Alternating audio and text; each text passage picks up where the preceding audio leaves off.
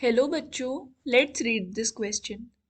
Question is a passage based question and we have to solve the question based on this passage which is mentioned at the end. So let's read. Pure air and pure water are extremely essential for every human being and animal.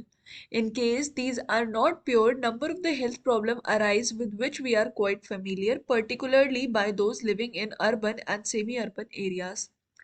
Air pollution results from the various activities that are taking place, which may be both natural, such as volcanic eruption, vegetable decay, major forest fire, and man-made problems such as release of the poisonous gas like carbon monoxide, sulfur dioxide, oxides of nitrogen, etc. into environment from time to time. The major hazard for the air pollution are acid rain, depletion of ozone layer, greenhouse effect, smog, etc. Now the question is, smog is essentially caused by the presence of oxygen and ozone, oxygen and nitrogen, oxides of sulfur and nitrogen, ozone और and nitrogen.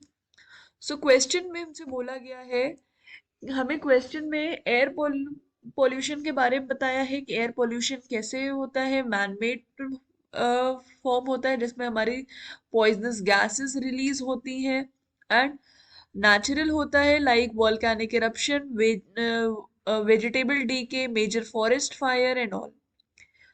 And the air pollution से की वजह से क्या क्या issues आ सकते हैं, क्या क्या प्रॉब्लम्स होती हैं, तो वो हमारी प्रॉब्लम्स हैं acid rain, green house effect,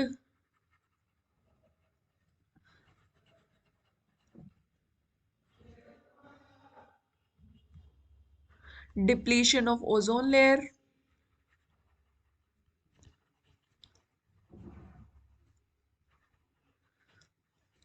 and formation of smog.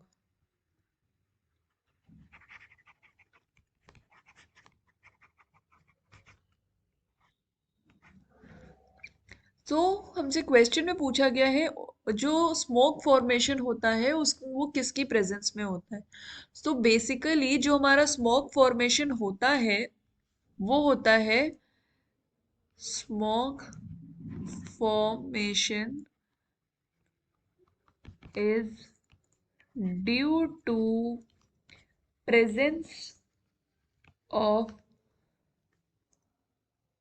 Sulphur and nitrogen.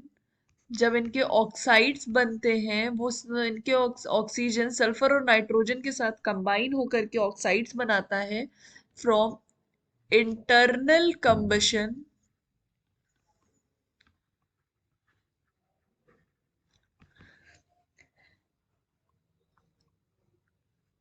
in presence of sunlight.